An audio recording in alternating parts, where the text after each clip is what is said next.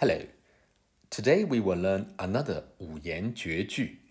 It's by Wang Wei. We have learned quite a few poems by him.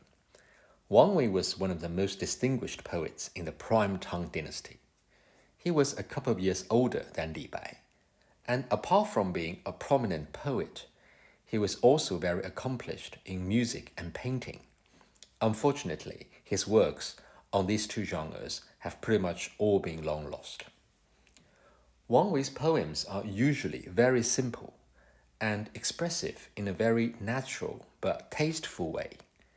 He left us such good lines as 来日绮窗前，寒梅著花未。独在异乡为异客，每逢佳节倍思亲。and 劝君更尽一杯酒，西出阳关无故人。Such lines which we all learned. Today we are going to see another simple poem, and very beautiful and convincing. The title is 相思. It means to meet somebody or something. 思 is to miss, to think of.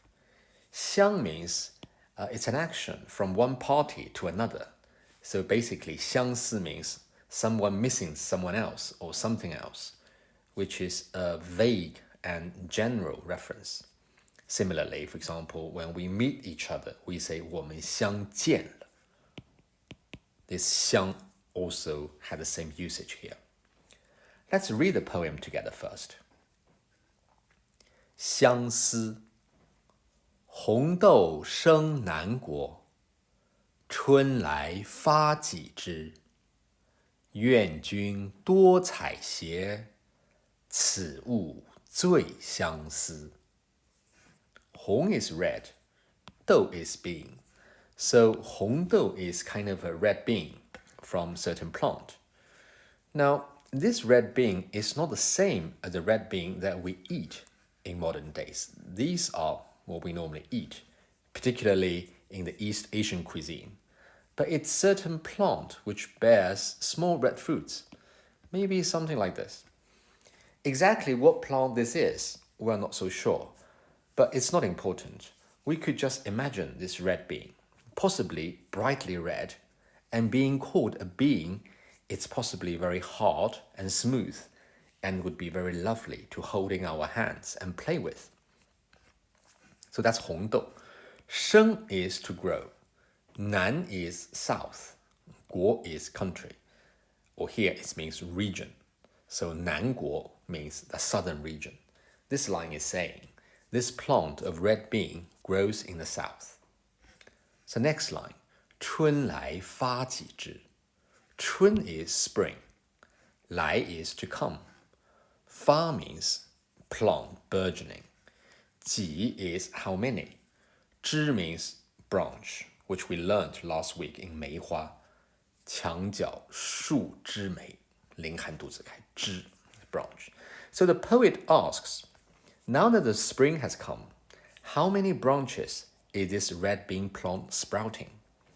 We see the language here is extremely simple and fluent, as if some casual chat, a typical style in the Prime Tang dynasty.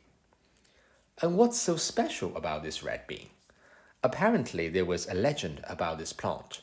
It's about a woman whose husband was going to a war, and she waited and waited for his return, but eventually learned that he had died in a battle. She was so heartbroken that she cried and cried under a tree and turned into the fruit of red beans.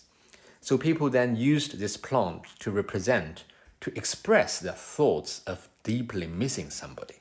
It's 红豆. We said before that the Chinese people have a range of objects that they often associate with certain emotions, objects that are symbols for something. For example, we say willow tree, 杨柳, is about saying goodbye. And 江枫, a river maple, is about sadness. In late spring, falling flowers, 落花, is about regret that good times are about to be gone, etc., etc. Here, this red bean, because of the story, is a symbol for some true and deep missing thoughts. The thing is, I'm not sure how authentic this legend is, but the reason why the red bean plant has taken on this connotation and been accepted by people throughout the thousands of years is almost certainly due to this very poem. It is this poem that Wang Wei wrote that stamped this idea of red beans being symbolic for missing thoughts onto our mind. Anyway, let's see how Wang Wei presented this idea. 愿君多采撷. 愿 means to wish, to hope. 君, a respected form of you when directly addressing someone, as in quite a few times. 君自故乡来，应知故乡事 this 君。劝君更尽一杯酒，君问归期未有期。And 落花时节又逢君. We all learned this before. We see this word was very commonly used. 多 means more.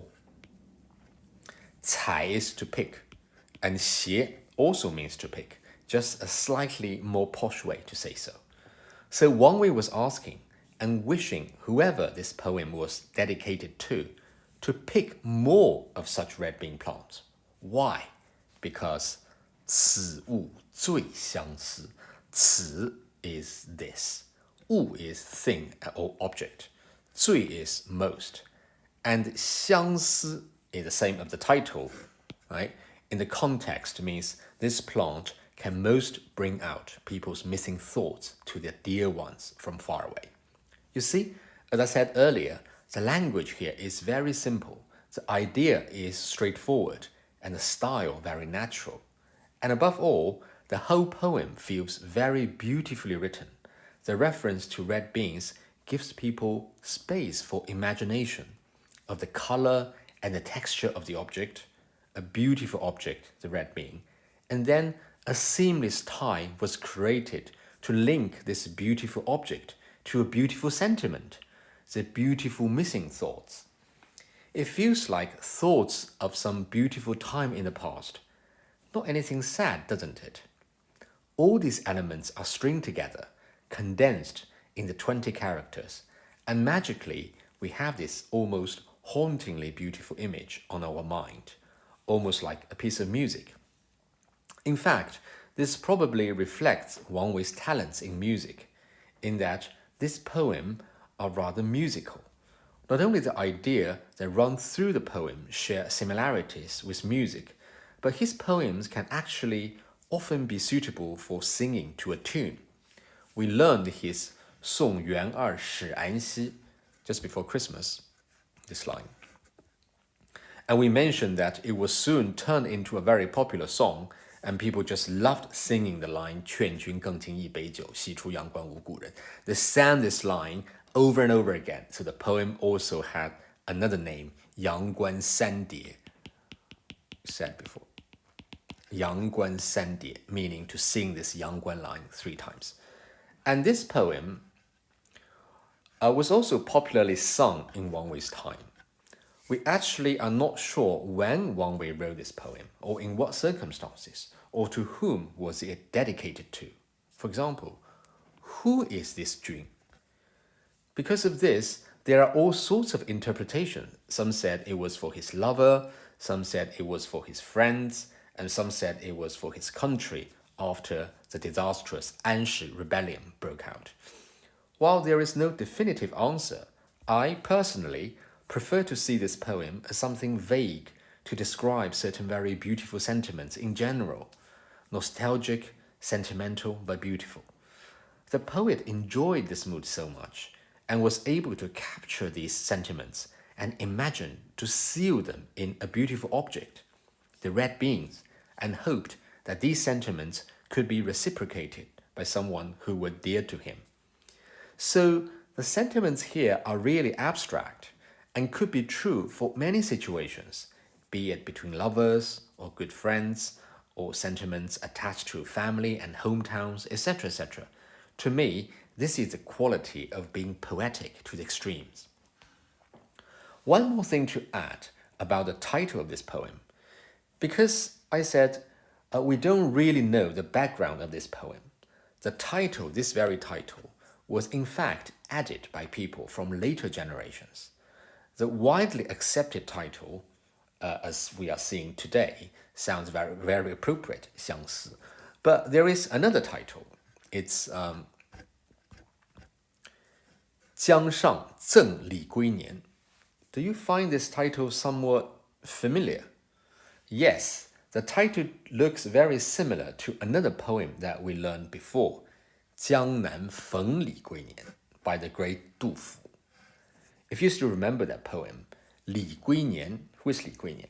He was a most prominent musician, a singer in the court of the emperor when the Tang dynasty was at its very prime. And after the Anshi rebellion broke out, he had to leave home and somehow ended up in the south when he met Du Fu. And Du Fu said, "Oh, it is so nice to see you again here, but with deep and unnameable sadness and regret." Yes, this is the same Li Guinian. 赠 means to give to. So this title seems to suggest that the poem was dedicated to this Li Guinian. Again, there was a story in the history books. Apparently, Li Guinian was in the south. One day he was having a party or a concert when he sang a couple of songs. And when he sang this very poem, 红豆生南国，春来发几枝。愿君多采撷，此物最相思。 He became so emotional and obsessed that he passed out and only woke up again after 4 days. Why was that? It must be that the sentiments contained in the poem touched his heart so much, evoked his emotions so much. Those days in the past, so beautiful and carefree, and he must be missing those days so much, but without any hope. He resonated so much with the poem that it just overwhelmed him. One rewarding thing about reading these ancient poems is that somehow, somewhere, you can still feel connected with the ideas these poems try to express. And we will be moved, be touched at times when it comes. I'm sure if you read these poems again and again and memorize them, one day you will feel the same. That's all. Thank you.